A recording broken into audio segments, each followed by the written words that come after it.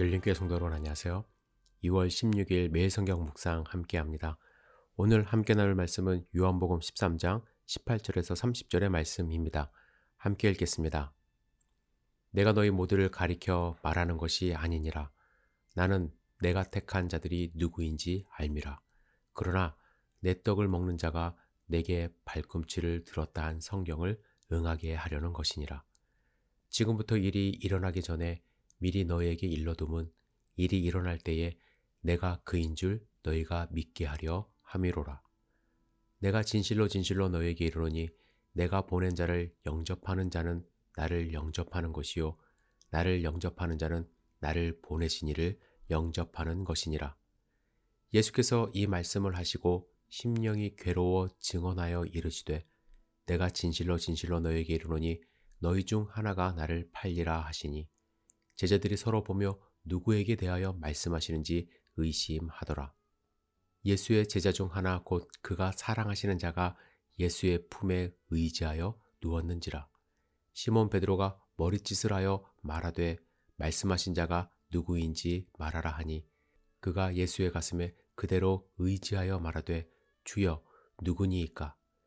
예수께서 대답하시되 내가 떡 한 조각을 적셔다 주는 자가 그니라 하시고 곧 한 조각을 적셔서 가룟 시몬의 아들 유다에게 주시니 조각을 받은 후 곧 사탄이 그 속에 들어간지라. 이에 예수께서 유다에게 이르시되 내가 하는 일을 속히 하라 하시니 이 말씀을 무슨 뜻으로 하셨는지 그 앉은 자 중 아는 자가 없고 어떤 이들은 유다가 돈꾀를 맡았으므로 명절에 우리가 쓸 물건을 사라 하시는지 혹은 가나안 자들에게 무엇을 주라 하시는 줄로 생각하더라. 유다가 그 조각을 받고 곧 나가니 밤이러라. 아멘. 오늘 우리가 읽은 18절의 말씀은 17절과 아주 강력한 대조를 이룹니다. 17절에서 예수님은 너희가 이것을 알고 행하면 복이 있으리라 하시며 서로 사랑하라 말씀하셨습니다. 그런데 갑자기 내가 너희를 다 가리켜 말하는 것이 아니라고 하시며 분위기를 극적으로 변화시키시며 시편 41편 9절을 인용하십니다. 제가 읽어드리겠습니다. 나의 신뢰하는 바 내 떡을 먹던 나의 가까운 친구도 나를 대적하여 그 발꿈치를 들었나이다. 여기서 발꿈치를 들었다는 표현은 노새가 뒷발질을 하는 것을 의미하는 것으로 노새 뒤에 갔을 때 예기치 않게 걷어차이게 되는 것을 의미한다고 합니다. 예수님은 배반자의 이름을 밝히지 않은 채 배반의 사건을 지금 예언하고 계십니다. 이 당시 유대인들의 식사 분위기를 여러분들 한번 머릿속에 그려보시길 바랍니다. 지금처럼 이렇게 테이블에 앉아서 상석에 앉아있는 사람의 말을 모두가 집중하며 조용한 가운데 식사하는 것이 아니라 다들 반쯤 비스듬히 누워 시끌벅적한 상황 속에서 삼삼오오 서로 자기들 이야기를 하는 분위기에서 식사를 하고 있습니다. 이때 예수님의 사랑하는 제자 한 명이 예수님의 품에 의지하여 기대 누워서 예수여 누구입니까? 예수님이 예언하신 그 말씀이 누구를 가리켜 하는 말씀입니까? 라고 묻습니다. 저는 이 장면을 보면서 지금 제자들이 예수님의 이 예언의 말씀을 심각하게 받아들이지 않았다는 생각을 하게 됩니다. 아이 설마 누가 스승을 팔 수 있을까? 감히 생각하지도 못했던 것이죠. 만약에 심각하게 받아들였다면 정색하고 큰 소리로 물어봤을 텐데 마치 그냥 스쳐 지나가듯 물어보는 그러한 분위기였습니다. 이에 예수님도 그 사람을 이렇게 지목하면서 큰 소리로 꾸짖는 말씀을 하신 것이 아니라 떡 한 조각을 적셔다 주는 자가 그니라 하고 가룟 시몬의 아들 유다에게 건네줍니다. 이 장면을 다른 11명의 제자가 모두 같이 지켜봤다면 가룟 유다를 비난하든지 아니면 그를 따로 데리고 나가 사실 여부를 물어봐야 했을 텐데 각자 다른 생각을 하고 다른 이야기를 하느라 예수님의 말씀에 귀 기울이지 않았던 것입니다. 이 장면을 마태복음의 내용을 참고해서 읽으면 도움이 됩니다. 제가 읽어드리겠습니다. 그들이 몹시 근심하여 각각 여짜오되 주여 나는 아니지요. 대답하여 이르시되 나와 함께 그릇에 손을 넣는 그가 나를 팔리라. 인자는 자기에 대하여 기록된 대로 가거니와 인자를 파는 그 사람에게는 화가 있으리로다. 그 사람은 차라리 태어나지 아니하였더라면 제게 좋을 뻔하였느니라. 예수를 파는 유다가 대답하여 이르되 랍비여 나는 아니지요. 대답하시되 내가 말하였도다 하시니라.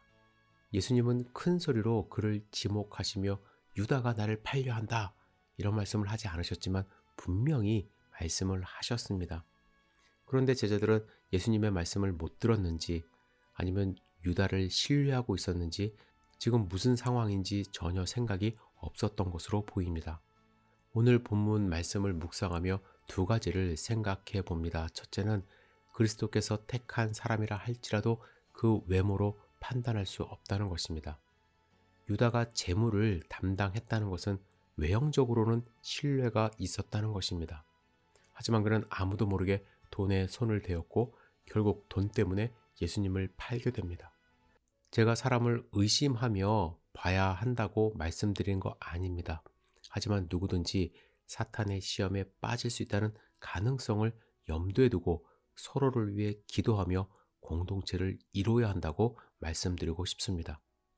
두 번째로 가룟 유다의 행동에 대해서 생각해 봅니다.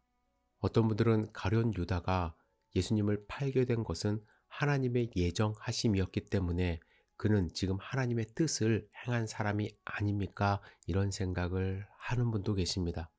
이렇게 생각하는 것 큰 착각입니다. 우리가 지금까지 묵상했듯이 대지사장과 종교 지도자들은 예수님을 지금 어떻게 해서든지 죽이려고 결심을 한 상태입니다. 갈등이 계속 고조되고 있었습니다. 오늘 본문만 딱 떨어뜨려 놓고 보면은 앞뒤 문맥 없이 보면은 마치 가룟 유다 때문에 예수님이 십자가 사역을 하신 것처럼 그렇게 오해할 수가 있습니다. 하지만 이미 종교 지도자들은 어떤 방법을 동원해서도 예수님을 십자가에 죽일 그러한 준비가 되어 있었던 그런 상황이죠. 단지 가룟 유다는 이 과정에서 그들이 예수님을 쉽게 찾을 수 있도록 편의를 제공한 것뿐입니다. 돈의 눈이 어두워 예수님이 어디 계신지 정보를 넘긴 것이에요. 유다는 이러한 시험에 빠지지 않게 예수님이 주신 기회가 있었습니다. 떡 한 조각을 찍어서 주신 것은 유다를 지적하시며 아무도 알아채지 못한 어떠한 사인이었습니다. 동시에 그것은 유다에게 허락하시는 마지막 은혜의 기회였습니다. 이 당시에 손님에게 떡 한 조각 주는 것은 우정의 상징이었다고 합니다. 유다를 향해서 예수님은 무정의 행동을 하신 것인데 유다는 받아들이지 않았고 끝까지 예수님을 배반했던 것입니다. 여러분, 악한 행동은 절대로 정당화될 수 없습니다.